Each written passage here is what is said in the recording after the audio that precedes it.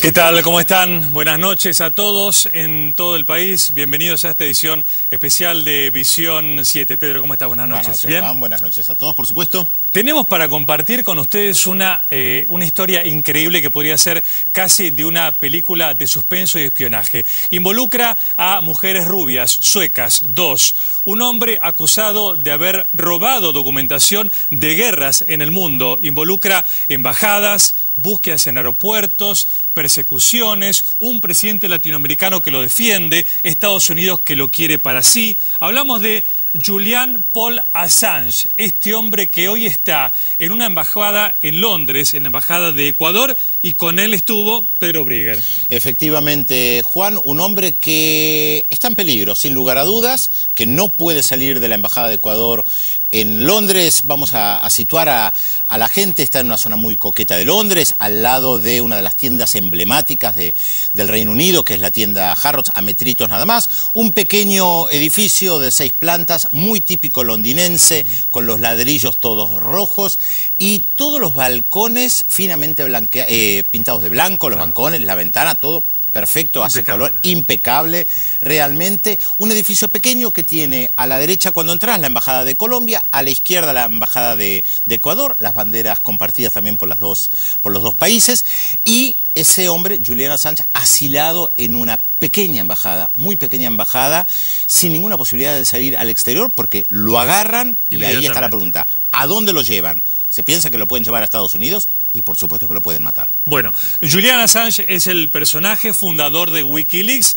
esta página de difusión de documentos secretos que preocupó fundamentalmente a Estados Unidos. ¿Es un espía internacional o es un justiciero como lo consideran otros tantos? La primera parte de Julian Assange y su visión de los jóvenes.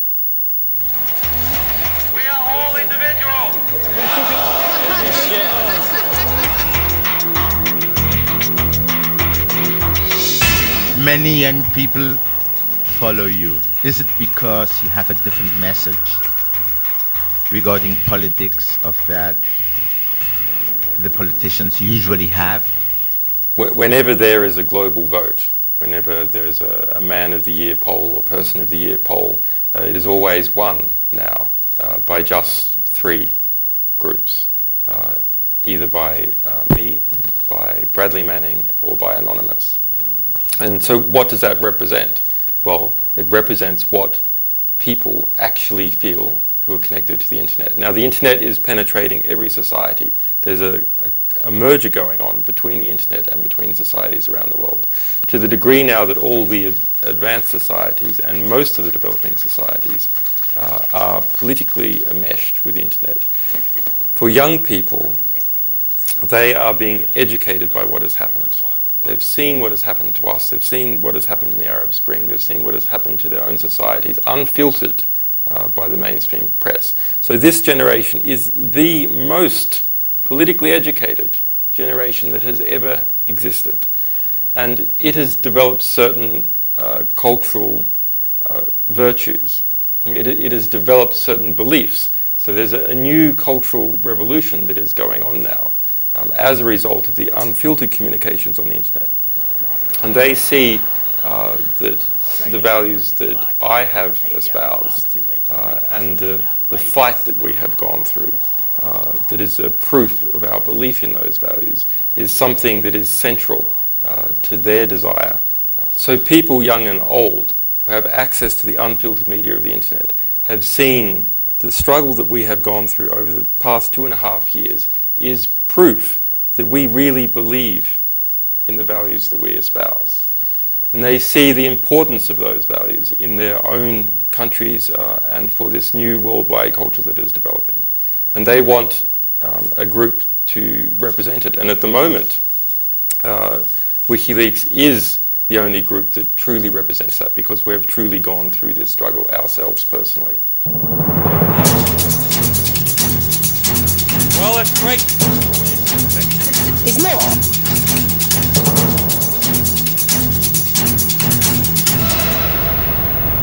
What do you think young people in Latin America can do to support you and to interact with you? The political radicalization and education that is happening as a result of the unfiltered communications that exist on the internet means that we will win. Our cultural values will win. Now, why am I so sure that this is inevitable? Well, if we look, say, at what Bradley Manning and some of our other sources are alleged to have done, these are all young people. These are people who, it is alleged, took their cultural values from the internet, took their cultural values from things that I and people like me were saying. The Pentagon, the CIA, the National Security Agency, similar agencies across the world have no choice but to hire from people who have been educated by the free information on the internet. Because you simply cannot hire a programmer or a network engineer or even anyone who's politically educated for a political position without them having been educated in this way. So slowly but surely, those organizations are being infiltrated by people who believe in the same values that we believe in. And once inside, once they realize their own power, once young people realize their own power, they can stop this machinery. They can pull out the information and give it to the rest of the world. So these people who are inside these organizations will act as a brake. And if the CIA stops hiring young people, it will cease to exist as a functional organization. So those people who have access, who are insiders, should take that information and they should get it out. They should realize their own power to do that. And you know, it doesn't take much in some cases. We've proven that you can reform half a dozen countries at once if you have access to the right information. Now, in terms of supporting the organization directly, well, there's various support groups around the world. There's obviously this political campaign that is happening. People who know how to program can take our information and present it in new and interesting ways. And the financial blockade, of course, we need money. And there's various ways you can get around this financial blockade.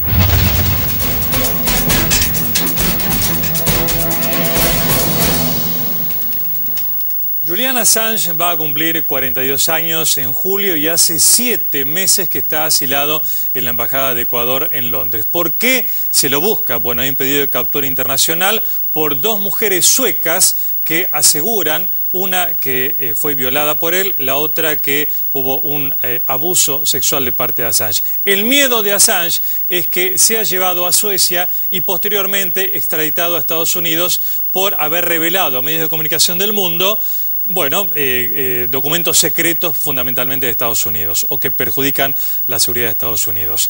¿Por qué, Pedro, esta vinculación de Assange permanente que él hace con los jóvenes, esta apelación a los jóvenes? Me parece que hay 2 elementos. Uno, él apela mucho al tema de los valores, él plantea los valores de nuestro grupo, porque él está rodeado de un equipo de gente, él no trabaja solo.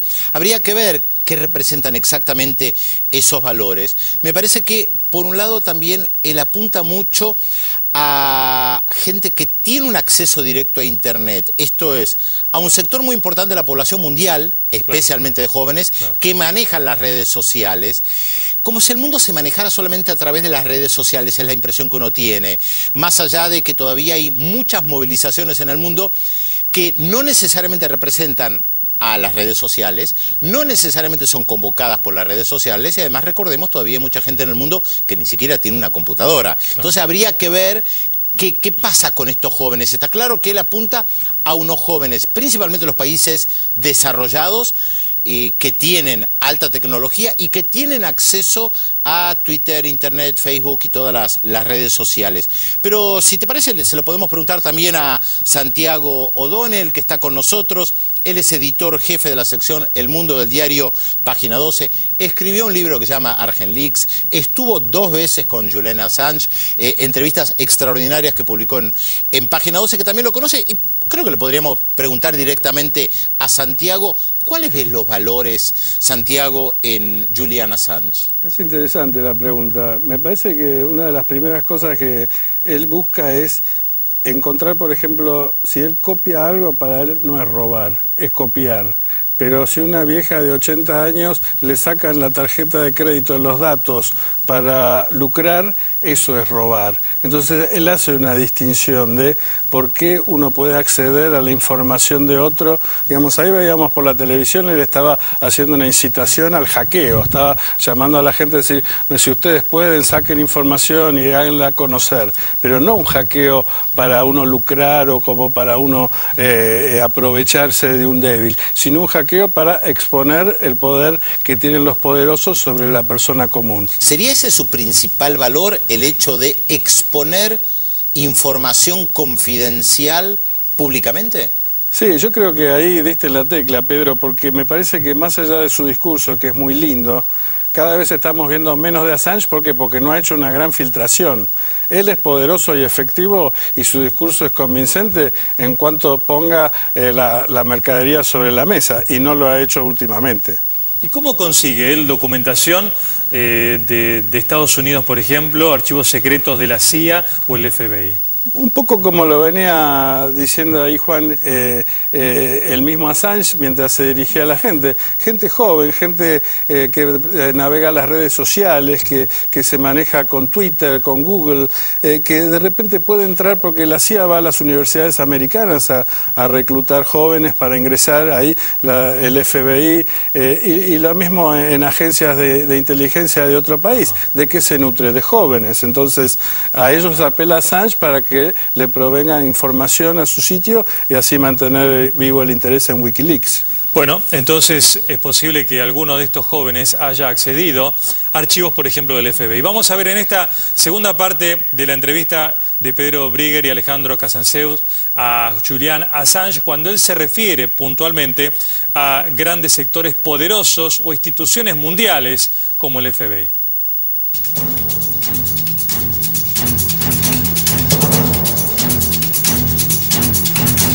Where are we now regarding the investigation itself? Where is it going? Because I heard that the FBI had been questioning people in Iceland. Yeah, it's hard for some people to imagine the scale of the investigation, but this is the biggest investigation since 9/11. And the US government, in its own documentation, its own communication with Australian diplomats, says this investigation is of unprecedented scale and nature. It is a, quote, whole of government, unquote, investigation. It involves over a dozen different agencies in the United States, from the CIA to the State Department to the FBI to the Department of Justice.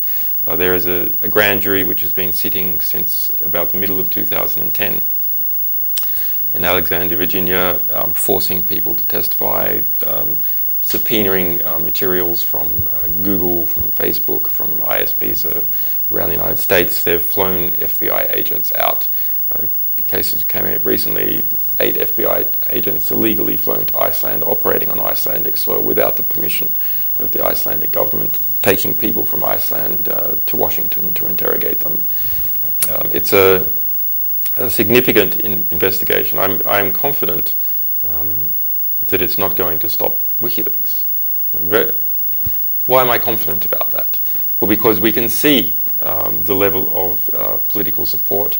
Even within the United States, we have support of 40% of the population, according to surveys by Reuters. I've always wanted to say. Your mother said, well, she was quoted by the Australian press in many newspapers that you're running for the Senate, and she confirmed that. Is it true? That's correct, yes. Why are you doing this? Well, it started out originally that we would do this as a way of making sure the issue of the persecution of WikiLeaks by the United States was on the Australian political agenda. Now, and that's when we thought maybe we would have 4% of the vote. You know, it was just important in the lead up to the Australian election to keep the abuses by the Australian government against our organisation on the agenda, because we have a number of Australians that work for us. The Australian government threatened to cancel my passport. It launched also what he called a whole of government investigation. It fed information to the United States about us. So it acted in a quite outrageous manner. Subsequently, we've seen that the support in Australia for our ideals is really very strong. So there has been 3 opinion polls done by the government's own polling outfit over the last year and a half, and it has found that we have 25% to 27% of the voting intention, and that is equal to or more than the government itself. So that's a blessing, and we can push for our ideals in the Australian political context because the Australian population is so supportive of those ideals. Are you just running on these ideals, as you say? Because I found that there's an issue that maybe it's not so well known, but you had a lot of activity helping homeless people to find a house in Australia, and you were a real activist. Is that part of your platform, or you're just running on this issue of Wikileaks? It's not the issue of Wikileaks. There's ideals behind Wikileaks, and see, those ideals touch upon everything.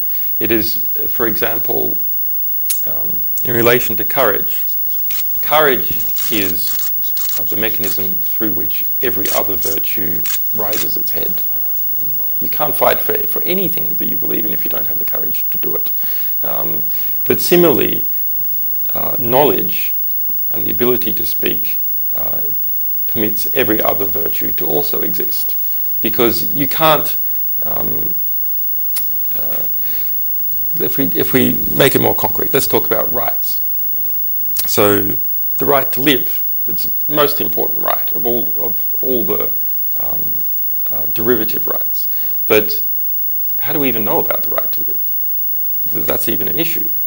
Well, because of the right to speak, you see. So the ability to speak and have discourse and to know the world as it is lies behind every other right, everything that we try and achieve in our different areas of political life.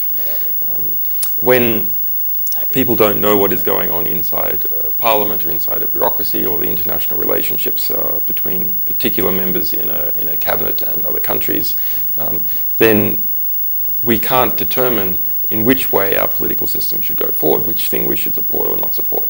So understanding how the world works, the ability to speak freely and frankly about what is happening inside our institutions and inside government affects every single cause, everything that everyone cares about, from very basic rights like the right to life, all the way to what are our geopolitical treaty ideals.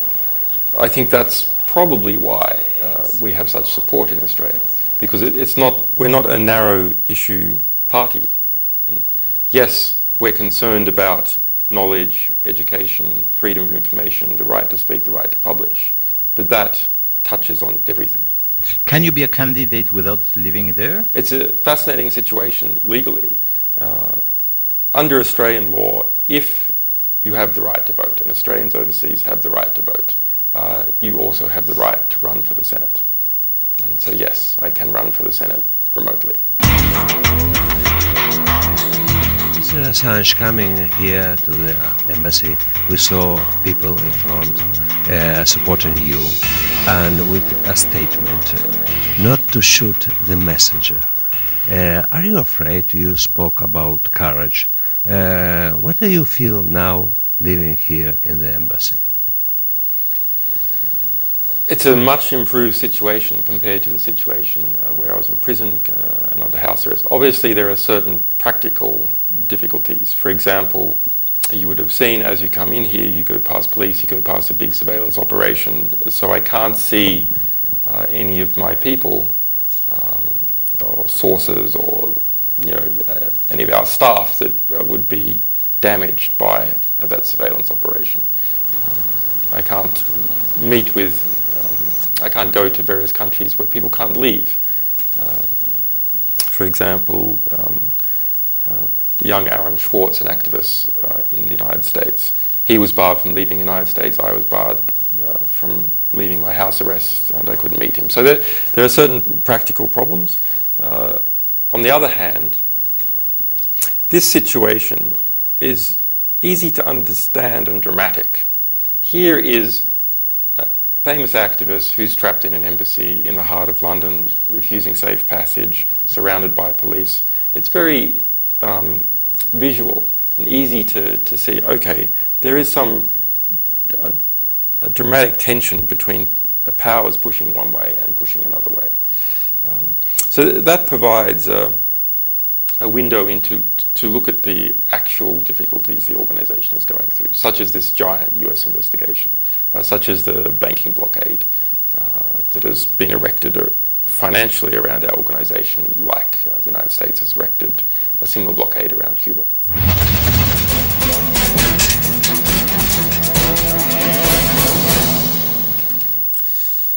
Este hombre fue a 37 escuelas y 6 universidades siguiendo los viajes de sus padres. En esos años estudió matemática, física, neurociencia y, por supuesto, computación.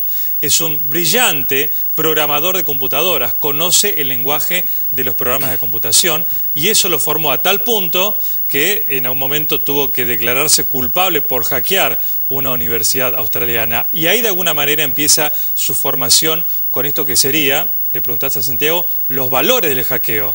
Sí, pero vos fíjate que él insiste mucho en esta cuestión de todo lo que tiene que ver con la información y la tecnología. Porque yo le preguntaba algo que también le preguntó en su momento Santiago O'Donnell en la entrevista en Página 12, respecto al trabajo que hizo con gente que no tenía hogar. Y él evade o no responde a eso. Con Santiago sí en la entrevista responde. Y se aboca mucho más a su organización en Australia, porque él se está presentando para el Senado. Entonces, lo que yo me pregunto, quería preguntarle también a Santiago es, ¿estamos frente a un nuevo tipo de organización política que tal vez no vemos en América Latina, donde vemos partidos políticos, organizaciones de masa, manifestaciones callejeras, algo más similar a lo que surgió en algunos países europeos con los partidos piratas, o Beppe Grillo en Italia con un cómico que funda un movimiento basado en la antipolítica? ¿Por qué él no habla de movimientos sociales? Él habla de un movimiento que no queda muy claro qué es. No, es interesante. En este momento yo te diría que si hablas con Assange de ese tema, él se ve mucho más que como un partido político, como una fuerza política o como un editor de noticias. Él se considera de algún modo una especie de receptor pasivo de información que le llega y que él reproduce. Entonces, él dice que él juega con las mismas reglas en todos los países del mundo, y es verdad que ha hecho filtraciones en distintos países. Me parece que porque es muy interesante tu pregunta, Pedro, es porque yo creo que se tiene que definir y que la mega filtración contra el Departamento de Estado de Estados Unidos fue tan poderosa y tan fuerte que todo el demás trabajo que él hizo queda prácticamente opacado por este enfrentamiento con Estados Unidos. Entonces, muy bien como planteas vos, ¿él es una fuerza política en contra de Estados Unidos o es un editor que aplica las mismas reglas a Rusia, a China o a Irán? Pero él dice que tiene un movimiento en Australia con un apoyo muy importante. ¿Qué tipo de movimiento es ese? Bueno, es toda la ideología que viene con Internet, de libertad, de que no hay reglas, de que todo se puede compartir, de que, por ejemplo, si tú tienes un libro, un disco o un programa de televisión o una película, entonces ya no es tu propiedad, sino que es la propiedad de todos. En fin, toda una serie de reglas que viene con la cultura de Internet que de algún modo es distinta a lo de los gobiernos que vemos todos los días, un mundo de gobiernos transparentes donde todos los presupuestos están al alcance de todas las personas, en fin, un mundo casi de fantasía o de ciencia ficción. Lo que plantea Santiago genera muchas preguntas y lo que puede ser un debate. ¿Es lo mismo publicar información que te llega a ir a buscar información confidencial violando reglas de seguridad? Ahora nos contás. Hacemos el primer corte, ya volvemos.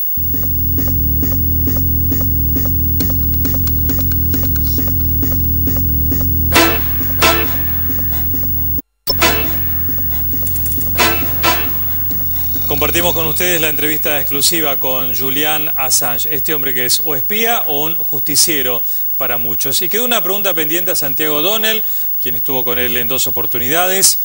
Santiago, ¿es lo mismo un medio de comunicación como puede ser Wikileaks, que difunde información confidencial que le llega a ir a buscar esa información violando la seguridad de alguna empresa o de una institución. Es una diferencia clave que está en todos los juicios que, por ejemplo, ahora se le sigue al soldado Bradley Manning, acusado de proveer información a Wikileaks. Es una distinción clave, porque ir y robar información es un delito y podés ir preso. Ahora, un medio de información, por lo menos desde que el Washington Post y el New York Times publicaron los famosos papeles del Pentágono en la década de 70 hasta este día, se arroga el derecho de publicar información sin tener que preguntar de qué manera fue obtenida, tan solo si es verídica, si es veraz y si está chequeada. Entonces, uno pertenece dentro de la tradición periodística, lo otro es un crimen. Perfecto. Bueno, ¿vamos a ver otra parte? Vamos a ver otra parte y tengan en cuenta que está el capítulo argentino, por supuesto, porque esto también nos llegó a nosotros. Pero antes, más sobre Wikileaks, sobre estas filtraciones de información confidencial que se conoció en todo el mundo, incluso que involucraba en un caso al Vaticano. Hoy, sabiendo de la renuncia anticipada del Papa Benedicto XVI, podemos evaluar y hacer algún vínculo con aquellos cables de Wikileaks.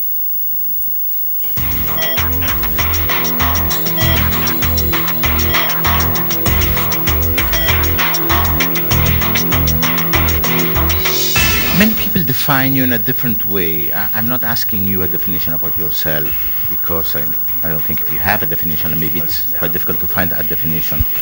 But some people say you're a hacker, some people say you're an activist, some people say you're a journalist. And it seems that you're all of them and none of them. How do you see them? Well, the more interesting question is, why is this being debated at all? Yes, exactly. Yeah, Why? right. Why? The same reason that the definition is waterboarding torture? Yes or no? Because it has. Why was that debated? The previous definition was always that waterboarding was torture, and then suddenly it entered into a period of debate. Well, the answer is very simple. It has consequences. The definitions of certain words have consequence.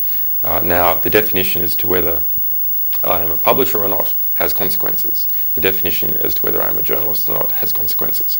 And the enemies of this organisation, who want to see us all rounded up and put in prison, they would like to say that we're not publishers, that we're not journalists, because in that method they legally they have a better position to stand from, and probably more important, politically, they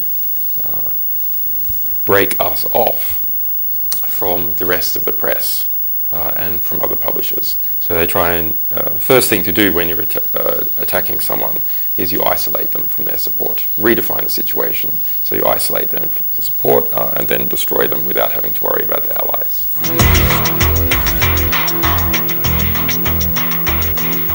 But it's interesting that many journalists, or so-called journalists, they are journalists too, who are embedded in Iraq, say that you are a bad journalist. And I don't know if you remember, but last year Victoria Nuland from the State Department, she was at a conference, press conference, and she spoke about you, and she said he's going, I'm quoting her, he's going to go face justice in Sweden for something that has nothing to do with Wikileaks. And the journalist asks her, can I just, you want to go back and qualify something, I think, because otherwise the WikiLeaks people are going to come down on you like many pounds of bricks. Nuland says, well, thank you for protecting me, Matt. I depend on that. He answers, yeah, which is that you said that he faces charges in Sweden when he hasn't been charged. She answers, well, he's being investigated in Sweden. Right. Excellent. Thank you, Matt. So, are they working together in this case? Well, unfortunately, what happens with media organizations, and it's very obvious and pernicious in the United States, but it's true all over the world, is that once they reach a certain size and a certain maturity, they are invited to sit at the table of power, because they're powerful organizations. I mean, a media organization can shake you down by engaging in a campaign against you. So people want to curry their favor, and to do that they invite the proprietors and the editors and the journalists to engage with them socially, and they give various forms of concessions, whether it's tax concessions, concessions for their other businesses, information, or social concessions. And so after a while, powerful media organizations cease to hold the most powerful institutions in their country to account, and rather see themselves as part of the same family, as part of the same establishment. And unfortunately, that seems to be inevitable. The only way to avoid this is by competition between different media organizations and an ever-going renewal of organizations. After a while, they develop power and then become corrupted by the power. But there is also another big difference. They were part of the war. For example, the New York Times supported the war. They were embedded. And you usually say that you helped to stop the war. Yeah, well, in that context, it is the greatest betrayal of journalism, what the New York Times, CNN, the Observer here in London did in supporting the Iraq War. Because the number one ethic of journalism must be accuracy. So they lied. It wasn't a lie with no consequence. It was a lie with the consequence that hundreds of thousands of people were killed, millions of people were displaced. Nobody's accusing you of lying. No. That's the over our 7-year publishing history, we have not a single accusation that anything we have published has not been true. That is the best reputation of all media, all political media in the world. And they continue to lie also regarding your issue. Well, this is one of the reasons that if you can't attack someone on the substance, what's left? You have to go in for ad hominem attacks. You have to attack the surrounding context, the people who run the organization, where its funding comes from, etc., etc. And that's what they do with us.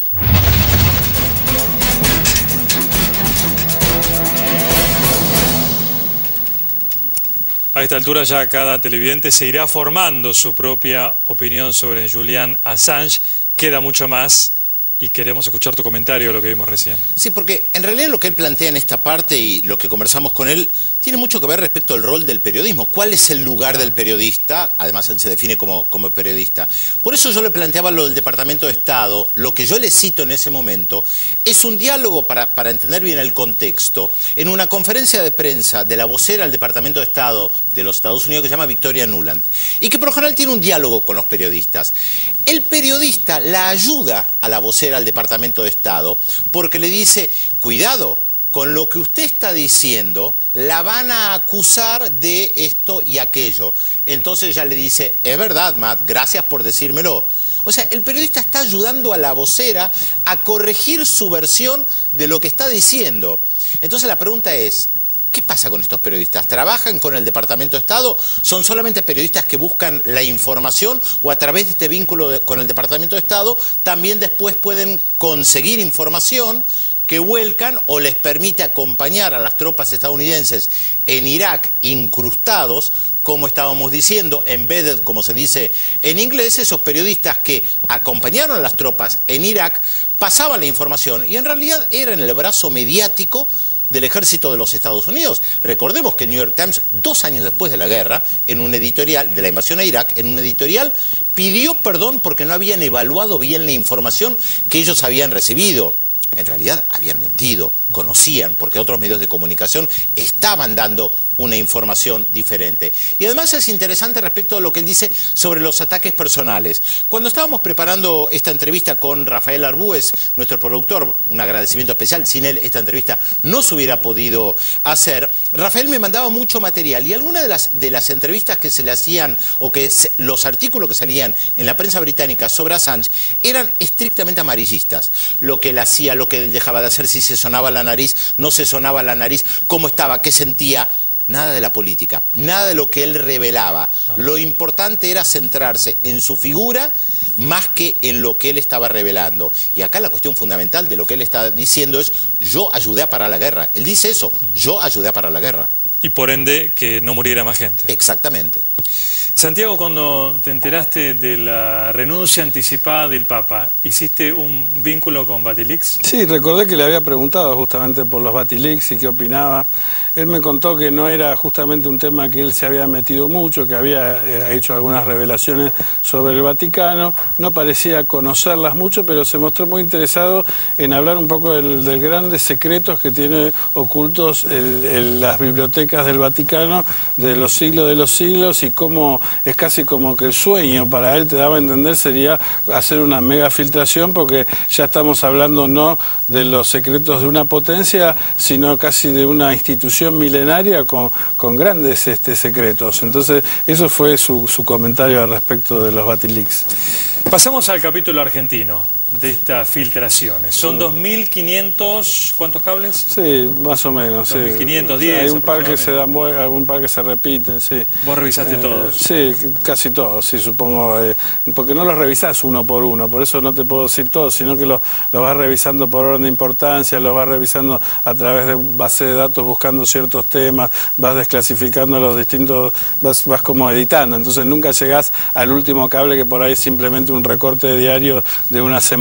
Pero digamos, creo que los cables más importantes los leí, y ahí, para enganchar un poco con lo que decía Pedro, me parece muy interesante la relación de Wikileaks con el periodismo, como una relación casi de Mefisto, ¿no? De que se traicionan mutuamente, pero todavía se necesitan. Tanto Wikileaks todavía necesita a los grandes medios, y los grandes medios todavía necesitan a Wikileaks. Pero si uno mira, es interesante la entrevista de Pedro, cuando él decía que él en este momento tiene más credibilidad que ningún otro medio, y hay algo que yo puedo decir a través de lo que publiqué en página 12 y en mi libro Argenleaks: ninguno solo de los personajes mencionados, y había historias realmente picantes, ninguno tuvo que decir que era mentira o que el cable no existió, o desmentir algún ápice de la información provista por Wikileaks. Entonces, en esta competencia de credibilidad, me parece que también se pone en juego el futuro del periodismo. Creo que hay otro elemento, Santiago, también, y que es una de las cuestiones novedosas, es que por lo general en el siglo XX uno tenía que esperar 50 años o 20 años, en el mejor de los casos, para acceder a cables que en Estados Unidos se desclasifican, o en algunos países. Y acá recibimos cables que se menciona a gente que está viva, a gente que actúa en política. Por eso esto sacudió a algunos gobiernos y también al mundillo periodístico, porque se comentaba quién iba a la embajada, no personas que ya están muertas, personas que todavía tienen una actividad política fundamental. Por eso sacudió al gobierno de Ecuador, sacudió al gobierno de Nicaragua. Hubo muchos gobiernos latinoamericanos que se vieron involucrados. Yo creo que lo que tiene delicioso este tema de Wikileaks es, por un lado, tiene una cosa realmente atractiva, que es mostrar, digamos, qué dicen los poderosos dentro de 4 paredes en la sede del país más poderoso del mundo. Porque esas personas que nosotros vemos como arriba de un altar van ahí y ya no están arriba de un altar. Entonces, a veces el discurso, que podrá ser más verdadero o no, o menos verdadero en la embajada que en la vida pública, pero lo cierto es que se puede contrastar, y algunos dicen lo mismo en la embajada y afuera y otros no. Eso, por un lado, digamos, en la parte de atractivo, hacia a nivel de, casi diría, de chisme, y por otro lado, a nivel académico, justamente es muy interesante de que hay informes de los mismos diplomáticos que le escriben a su jefe y no tienen ninguna razón para mentir. Entonces, lo que ellos cuentan tiene muchísimo realismo, porque ellos no están tratando de engañar a alguien. Sí, no es un chisme en realidad. Están tratando de claro, informar objetivamente lo que ellos ven a su jefe. Entonces tiene esa mirada, digo objetivamente, por supuesto, con toda la mirada estadounidense hacia la Argentina, pero para quien quiere entender las relaciones entre Argentina y Estados Unidos, por dónde pasa, qué le interesa a Estados Unidos de Argentina, qué le interesa a Argentina de Estados Unidos, también son documentos irresistibles. Este hombre que está asilado en la Embajada de Ecuador en Londres, además de ser cuestionado, hay un montón de gente que lo elogia, que está feliz con la actividad que lleva adelante Julian Assange en Wikileaks, a tal punto que fue premiado internacionalmente.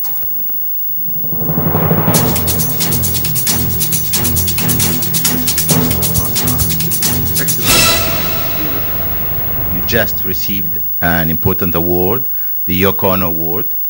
And it's interesting because in 2009 you received another one from Amnesty International, and I guess they have different meaning. What do you think about it? Well, the Amnesty International Award is interesting. I mean, the position of the Western-funded human rights groups is both good and bad. I mean, they do good work with countries that are not allied to the West. With countries that are allied to the West, it's terrible. Amnesty International must be condemned. It has not recognized Bradley Manning, the alleged young military intelligence officer who provided us with a lot of material, as a political prisoner. They refuse to recognize him as a political prisoner, and that's disgraceful. But they give you an award in 2009.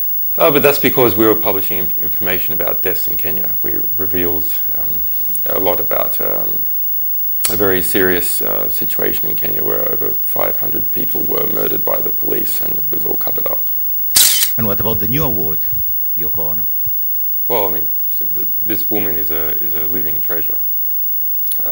And that was in New York recently, about 150 people there. Quite a positive sign for our battle against the prosecution in the United States. A quite important political statement by Yoko Ono. You spoke about Bradley Manning, and he's being accused of giving information to the enemy, but not of revealing war crimes. Am I right about that? There's a range of charges that they have against him. Now, the most serious is communicating with the enemy. Now, what do they mean by that? Well, that's the name of the charge, but they're not alleging that he communicated with the enemy, Iran or Al-Qaeda. What they're saying, it's a new interpretation designed to completely eliminate national security journalism in the United States.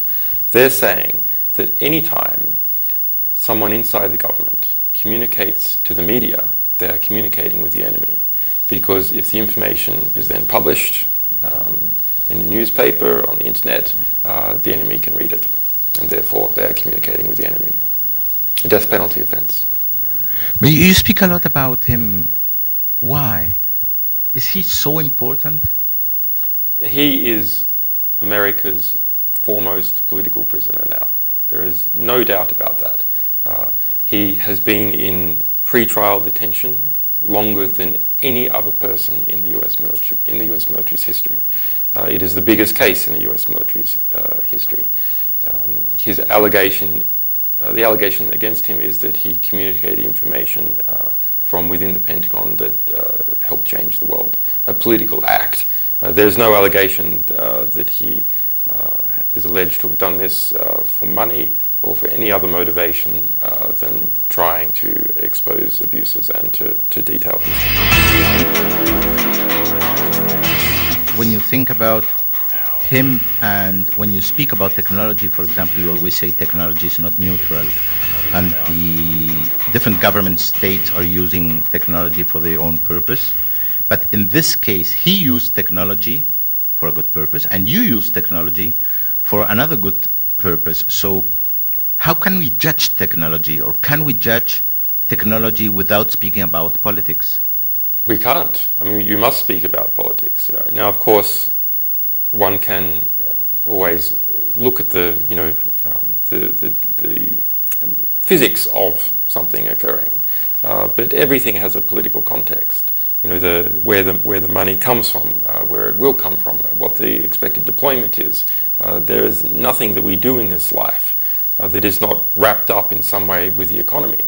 And if it's wrapped up with the economy, it's wrapped up with politics. So we always, as technologists or scientists, we must always look to see what will happen to the fruits of our labor, and campaign to make sure the fruits of our labor are used in a way that is in accordance with our values.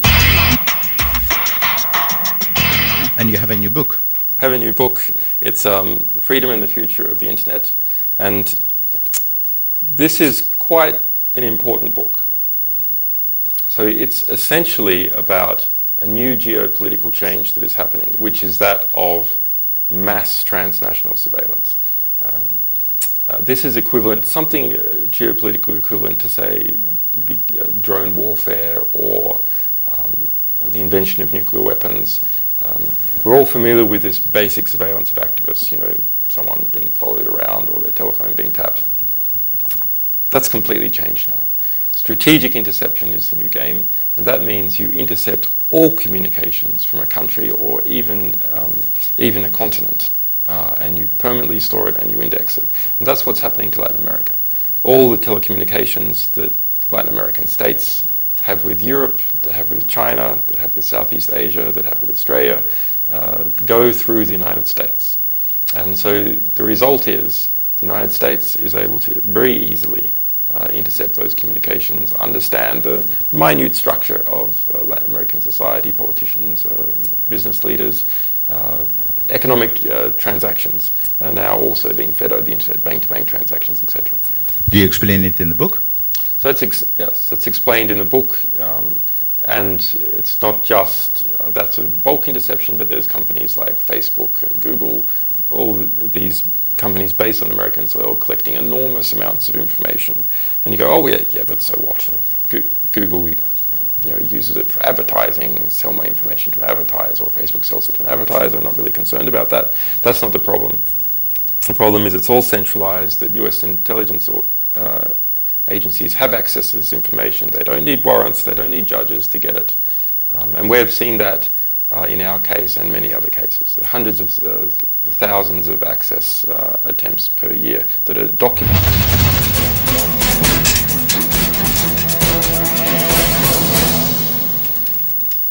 Ese libro que veían sobre el escritorio que Assange tenía entre sus manos es el mismo que está acá sobre dedicado la mesa, sí, por supuesto. A los dos, a vos y Alejandro, no sé quién se lo va a quedar. Sí, por ahora lo tengo yo.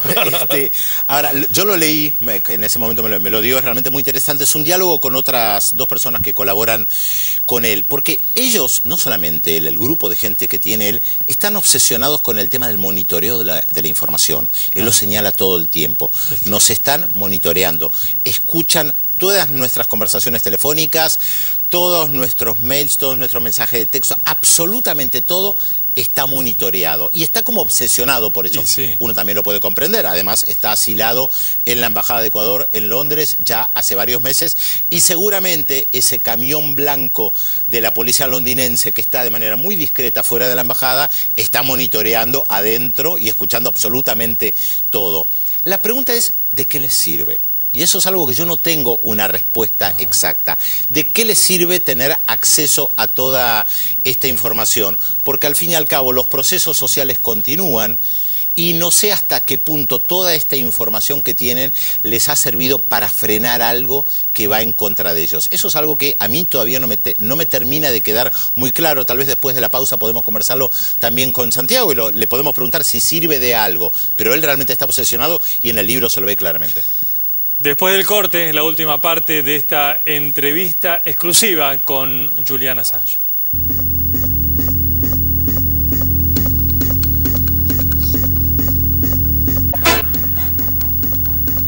Nos acercamos ya al final de esta entrevista exclusiva con el fundador de Wikileaks allá por el año 2006. En esta última parte, Julian Assange se refiere a América Latina, está asilado en una embajada de un país latinoamericano, de Ecuador, y también al reclamo argentino por la soberanía de las Malvinas. Thank you, President Correa. Ha sido un gusto conocerlo.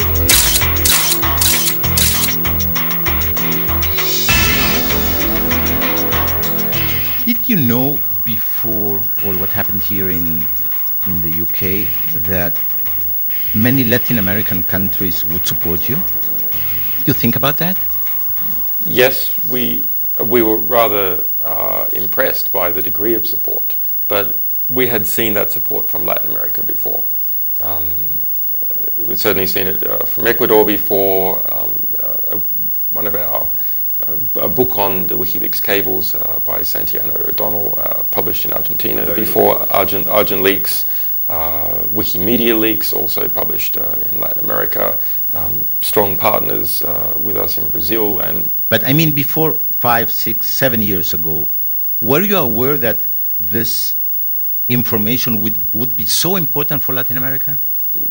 We knew that. I knew that my plan with WikiLeaks was to cover the globe, to get the efficiencies of scale, So you can't really run a wiki. It's so hard, technically and legally, to run WikiLeaks. You can't do it for one country.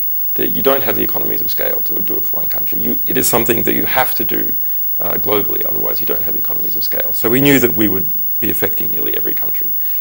But I think something very interesting has happened in Latin America. I mean, most people recognize it over the last 10 years especially, which is a renewed vigor and independence, geopolitical independence of Latin American states, this gradual removal away from these times of dictatorship and the corruption of Latin American institutions that stem from that time.